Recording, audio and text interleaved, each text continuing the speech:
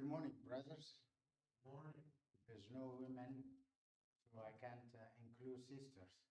I think they are having their class. One in the back. Okay. Sorry. Okay, anyway,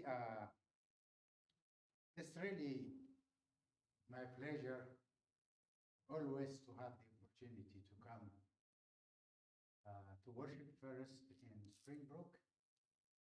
And as I said before, I consider Springbrook my second home congregation. More than that, I really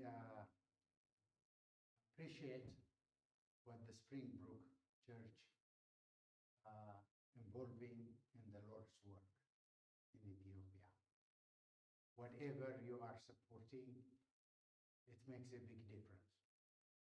And I want just to say thank you.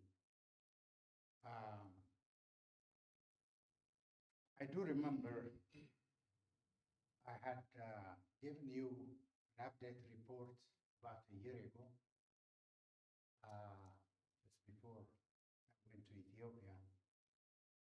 And I'm glad I did that because when you see today's PowerPoint presentation, you will see how much difference. God is really, really, brothers, moving, working in Ethiopia despite the problems, all the political problems we have. You think you have problems in this country? No. We have lots of problems. You can't even travel 20 miles out of the capital city. But still, when you see the work, how much it has grown in 1 year, you will really, truly believe unless you really go there. We have many brothers coming from Sunset to teach in the preacher training school.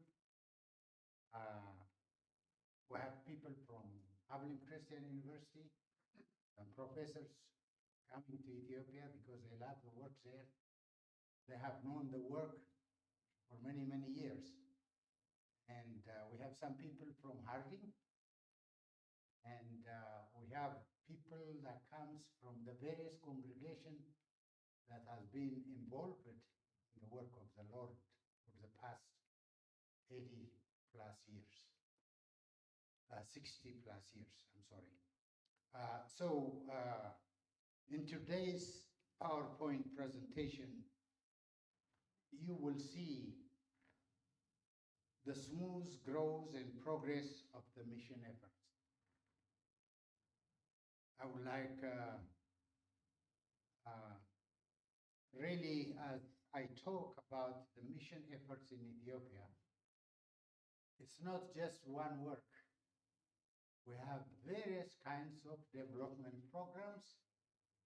The first one is the primary work is training people as leaders for the churches of Christ in Ethiopia for the future. So right now, we have 20 men who are in the school. And the school is really sponsored by Sunset International. They send their teachers. And we have 7 Ethiopian teachers in the school. So we got plenty of teachers and good size of students. The school has been open 1 year. They just completed. And Lord willing, at the end of this September, they will graduate. And they will be given associate degree in Bible.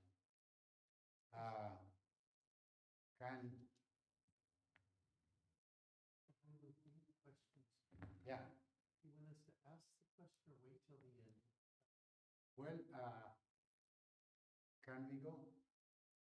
Okay. Wait.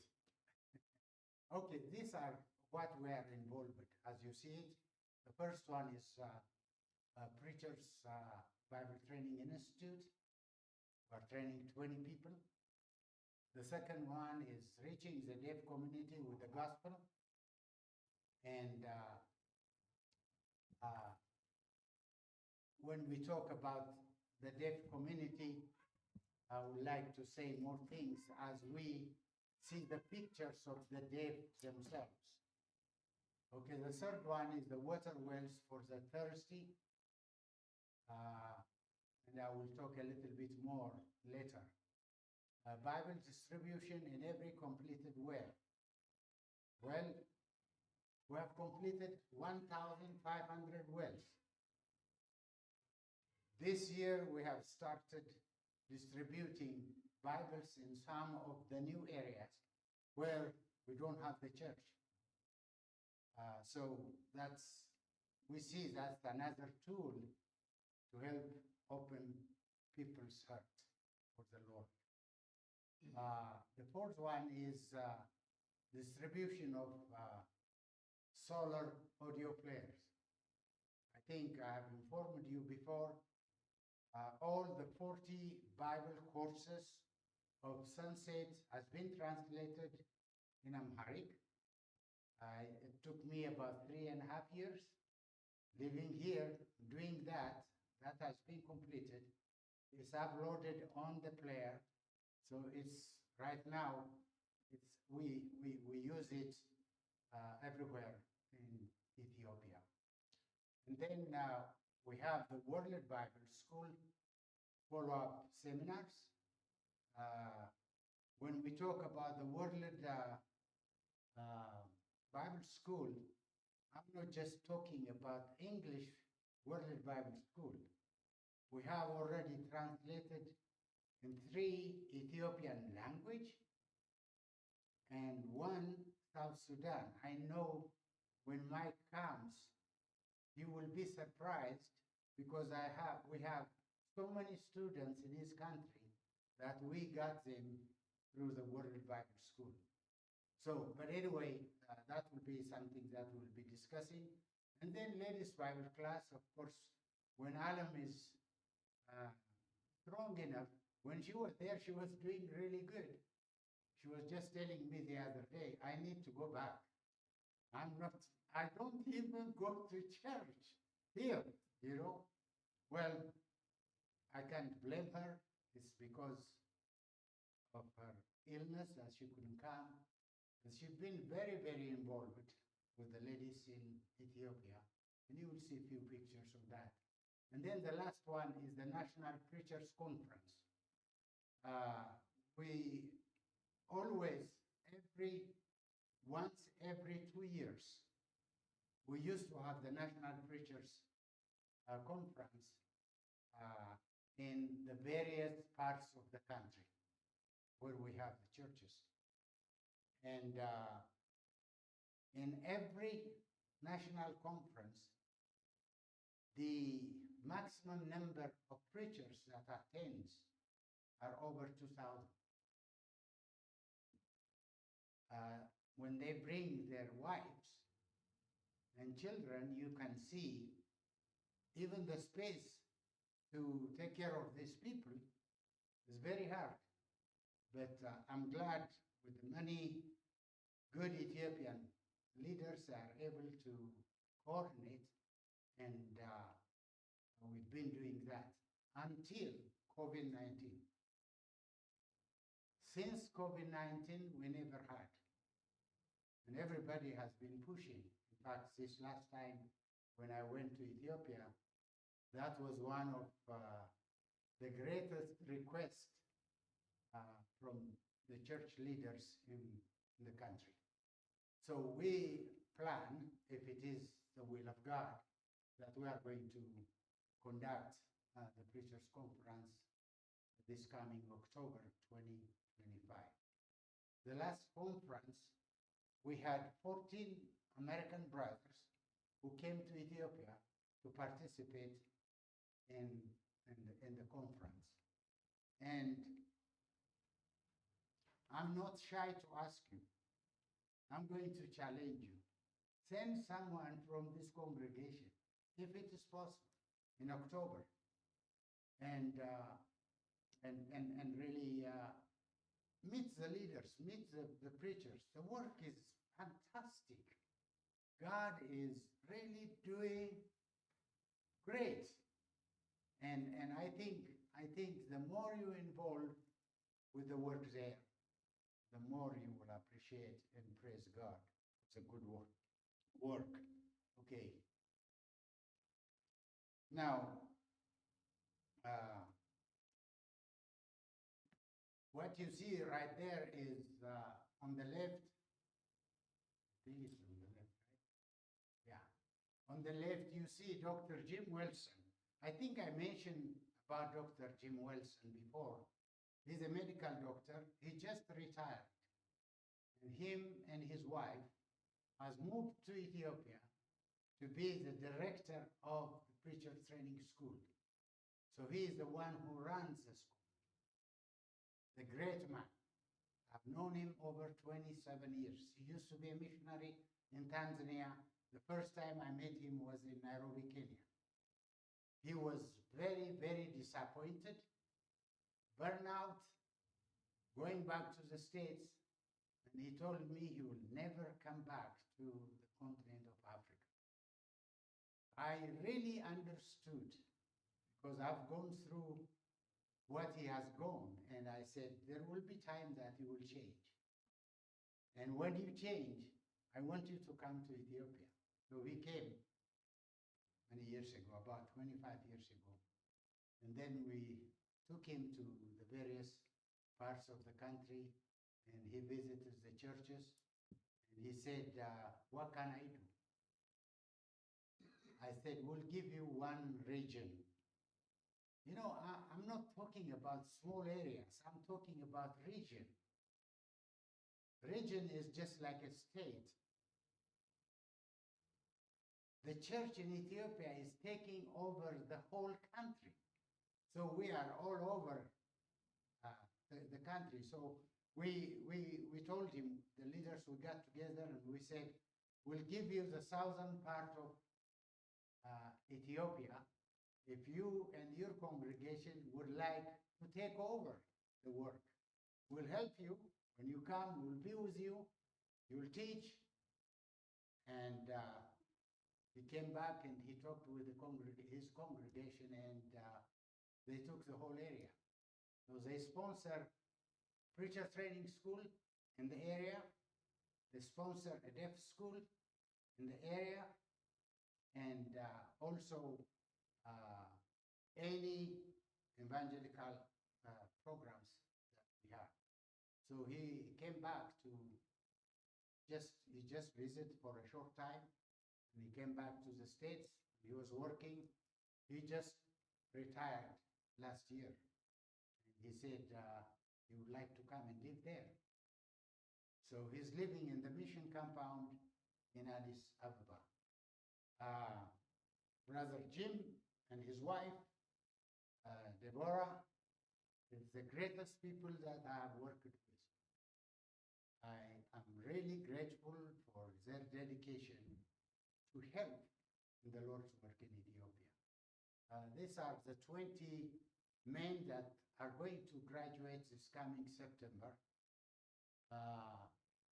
On the right, what you see, the four are the teachers, Ethiopian teachers. And when we took this picture, other American teachers were not there except Jim. So that's what you see, all right? These are the students.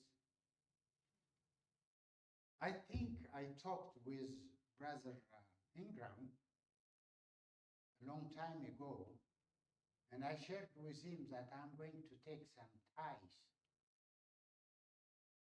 And I was asking, and someone gave me, I think, about 15, and more people gave. So we want this man, not only a countryside preachers. Our plan is these men are going to take the work over from us. We are going to leave this world soon. So we want to train them in everything, not only teaching the gospel of Christ, but also to work among in the city. So you see them with all with ties. Okay. All right. Talking about the deaf school, I think I have said that many times to you, so you are very familiar. There are new things happening now. On the left top left is the old school building. It's been built in 1962. So that's a long time. We've used it very well, but we have now more students, and the Ministry of Education in Ethiopia was really demanding that we need to have a better, bigger classrooms for students and lots of new regulations. So with the help of God and with the American brothers who have known and worked in Ethiopia, we were able to build the 5-story building. And we use it now. We have nice library, we have nice office for teachers, and also classrooms for the day. On the right, every morning we have chapel. So those uniformed students are all deaf. But the beauty of the whole thing is we are not just teaching the sign language or lip reading, but we are teaching them about Christ. So to me, we are fulfilling Matthew chapter 28, verse 18 through 20, which includes the deaf people to be saved. Okay? All right, that just shows you just a picture, number of students. The one at the left is the school for the deaf in Addis, where we are now. The building behind, it's a container, but we converted it to classroom many years ago. We used it almost for 20-something years. Now we have knocked down that and put the 5-story building, so it's not there. But the students, every morning we have got a flag ceremony. So the deaf are taught to sing, what do you call it, the song, national anthem, in the sign language. And also they get the Bible training in the chapel, and then they learn how to read and write in the classrooms. One on this side is one of the other deaf schools we have in the countryside. We have 5 schools for the deaf. So we are dealing with many hundreds of students. That itself is a big, big program to run 5 schools for the deaf. Okay? All right. The beauty of the whole teaching the deaf is to save their souls. On the left, on the top, 10 deaf people were taught and were baptized just before I came last time in December. Their teacher is a deaf man. They've been trained the same like for other people. We train the normal hearing people. We train deaf evangelists. So he went down south, which is called Awasa town, a very nice, good-sized town. We have the school for the deaf there, and we have a congregation there. So that many, the top were baptized. The one that down is the congregation. All of them are deaf. They have their own deaf teacher. They worship in their own sign language. Everything is done in their own languages. And what on the side, what you see is baptism. I don't think there is any problem as long as it's water, right? The way we baptize here is a little bit different, but the whole process is the same. Okay. Now, these are great young men. Two of them, my wife and I, adopted them, raised them, and we have trained them to be preachers. They have gone through the preacher training school. For the past 8 years, 3 of them were trained by an American hydrologist who came to Ethiopia to drill wells. So the entire work right now in Ethiopia is led by these 3 men. As they drill wells, they preach. So I really admire them. Okay, on the left, this is a new place where they just completed a well. They have not installed the pump. The blue thing is just the pipe came out. So when they finish, they will install the pump, and then people will start using it. And that shows also when we go to new areas, we give them water to drink, and also at the same time we give them water of life, the Word of God. Every one of them have got Bibles. Many of these people doesn't have Bible of their own.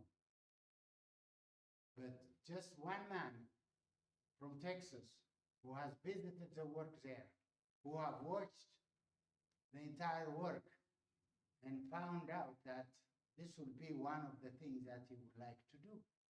So he buys Bibles in Ethiopia and we distribute to these people. And it's really helping. People are happy to have their own Bible. Okay, on the side is, when it's completed, that's when the pump is installed, that will be the way it looks like. And the black vacuum is the church who sent the money to drill the well. So I just want to share with you that everything that we do in Ethiopia is well organized. Okay, well organized. Now you can see all those yellow jerrycans, and the other jerrycans is people to get water. We can't take all pictures, all people. It's just to show you just part of how the people comes and get water, drinking water. You know, my wife and I living here, we always really appreciate God. How people are fortunate to have things. Maybe you don't even notice that. When I open at home here in the kitchen, I got warm water, cold water. This is, you don't even think that in Ethiopia. In the city, yes, but I'm talking about generally in the countryside.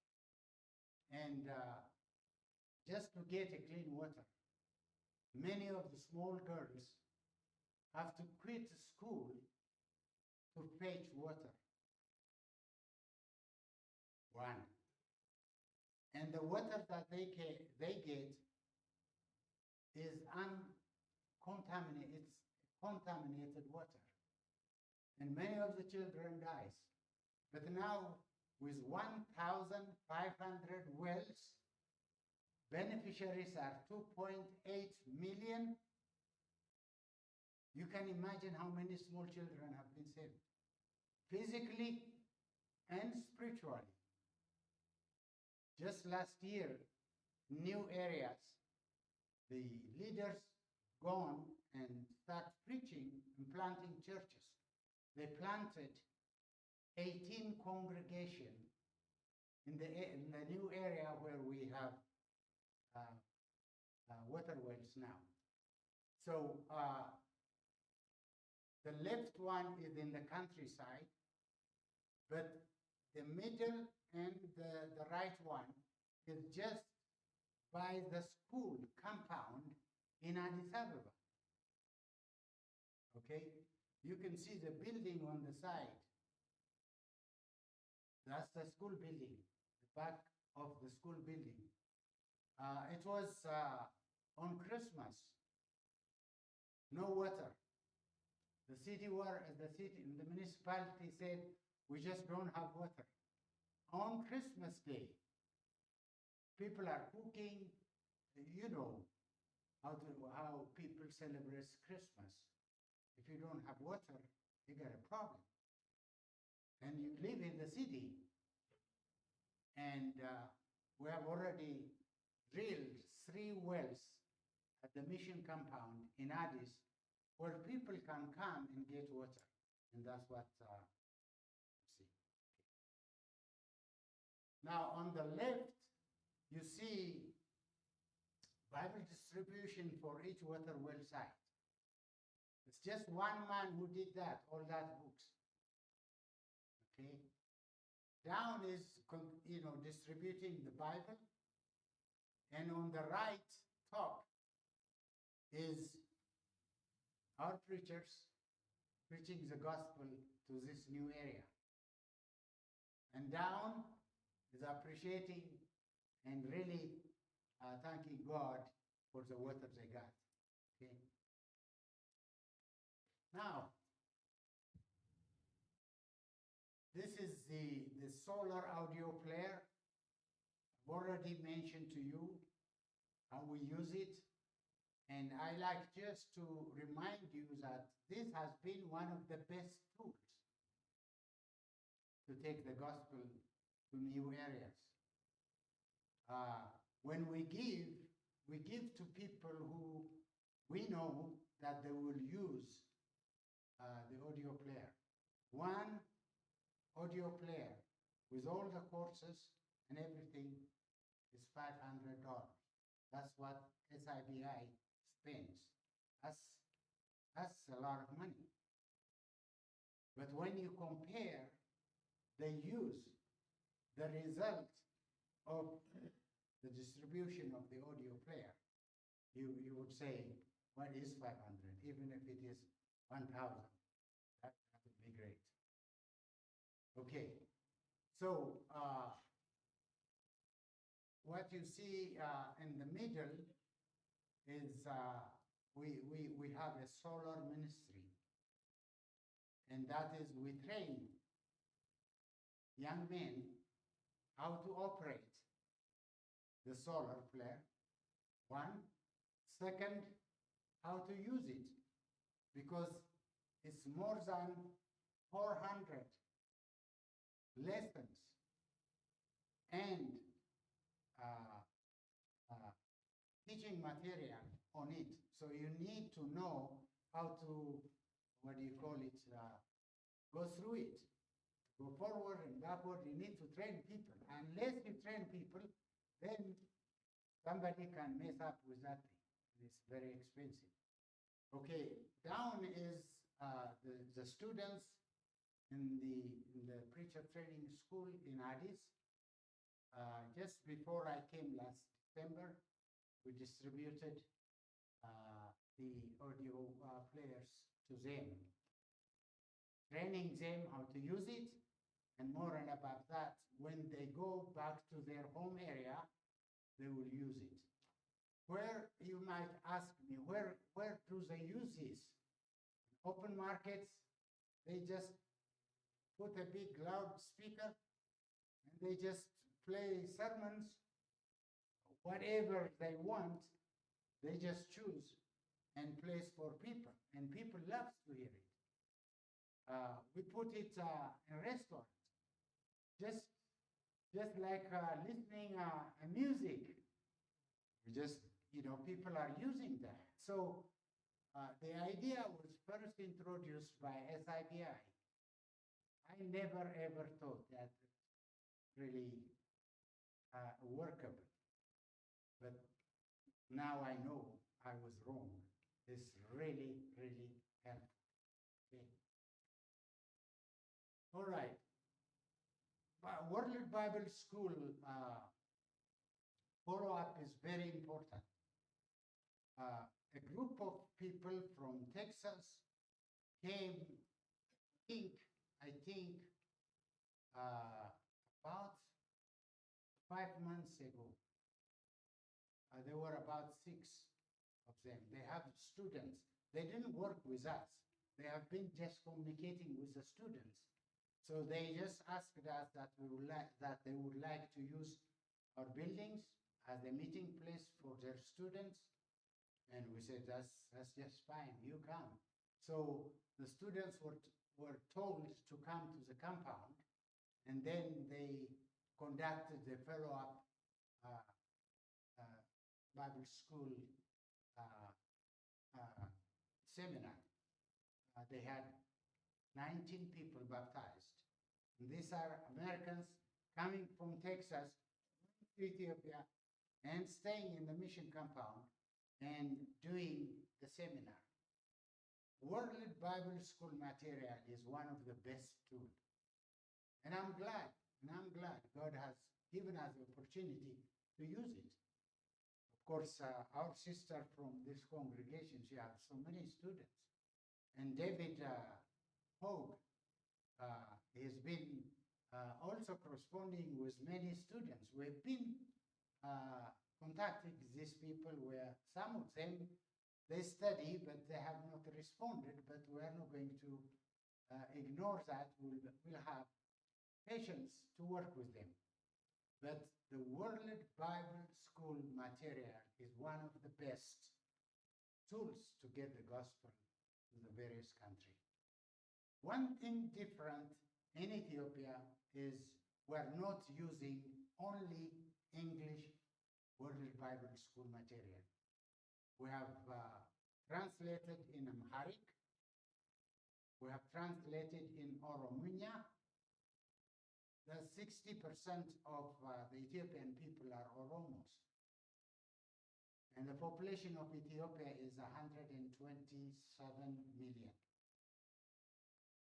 So it's important that we do our homework for those people. So the Oromiya language, now we have World Bible School. And then the newer language, that's why I said in the beginning of my talk this morning, I wish Micah is here. These are his people on the right. They've been corresponding, been teaching them, so we invited them if they can come, or we can go to the area where they live. They live in Ethiopia in a town called Gambela, which is the border of Ethiopia and South Sudan. So we went there and conducted the WBS seminar, follow-up seminar, and we were able to baptize all of them, and we give them certificate for the completion of the World Bible School. So now, after this, we have 37 congregations in South Sudan. And all those congregations were found because of the World Bible School. Okay? Well, you see my wife in the middle. She's so little. But I love her. Been married 58 years. And she's a great person. She is the greatest help that God has provided me. There have been many, many times that I'm so discouraged. because of one political reasons and doctrinal problem and so many things. And I thank God that she is beside me. I am here because of her, and of course, because of the will of God. These are the group of women who started coming after we went to Ethiopia. And she started teaching the girl on this side, the sign language, that is, I love you. That's in the sign language. She's a deaf, but partially she can hear. So she attends a class. Okay? Now we're talking about all these are preachers. Okay? God is working. You know, as I say many times, when people talk that the church is not growing, I don't want to hear that. Tell you the truth. But it's a fact. So we need to discuss about it. How can we really present the gospel to these people? And with God's help, you know, it's always good to plan to grow. But I've been in Nairobi, Kenya, as a missionary for 9 years. Been in Ghana, Nigeria, Tanzania, of course Ethiopia. And I've been here. Of course, when I'm here, I'm not really a preacher, I'm just a translator. And whenever I have the opportunity, I just speak. But I see, truly, I see God is working. I mean, big in the continent of Africa. You might ask me why. I think one is because of the political situation in the country. You know, when you say a political problem in this country, in fact, I don't know what your problem is. Because when I talk about political problems in Ethiopia, it means that you may not be allowed to wear your eyeglasses or to have a beard. That's how the communists was treating the Ethiopian people. They thought if you wear a glass and have what do you call this? Huh? Goatee. They think you are educated. And if you are educated, you are a problem for the country. So you need to be careful. That's a problem. Can you compare that with here? No. No. So, having all that, you don't have anyone to turn to except God. So I think one of the reasons why the African people are more, focusing to God is because that's what we have. And that has helped. So this picture was taken a long time ago. It was held in Addis, and now we are going to have in October 2025. You don't see any chairs. Do you see on the picture? No chairs like this. They sit on the floor. 3-4 hours studying, meditating on the Word of God.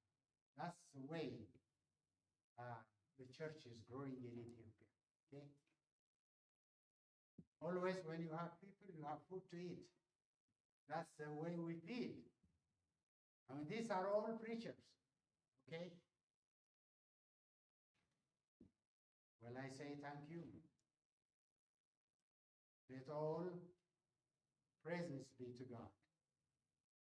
And I appreciate the church here to involve in this great work. And I insist and challenge you, please plan, come one day. Lord willing, next month, April the 2nd, my wife and I will be back. We have a need there. They have really insisted that I need to come. So we were thinking to stay here 6 months, but no more. We are going next month. Pray for us. Pray for the work in Ethiopia. God is good. Or we don't have time. So the FQO, is it the 5-story building? Does that include dorms, dormitories? No, not for us. Not all. They just come and say day school. Is it male and female students? Yeah. Male and female, various different beliefs, including Muslims. So that whole student that you saw in the picture, you have everybody, and we're able to preach and teach to them. Yes.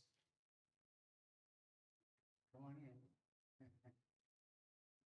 Harley, you mentioned in the beginning that you couldn't drive more than 20 miles.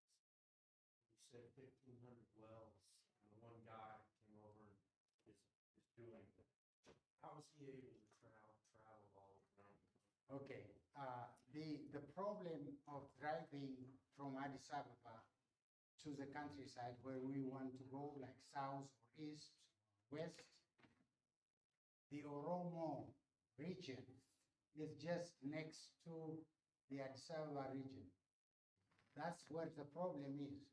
So what we do when we have Americans, we fly them to the closest outside of the city, and then we have vehicles there to take them to the church. Yes. Yes, sir. How long does it take a crew to drill one well? 3 days. 3 days? Yes, sir. It must have a number of communities that have already asked for wells. Yeah. It's not the community who asked. It's the government who first make a survey where we need to go and drill. When we started that program, we all were against it because we want to do it where the churches are. But the government is taking us to new areas. Well, that's better. That's way we can teach and plant churches. So that's, again, hand of God.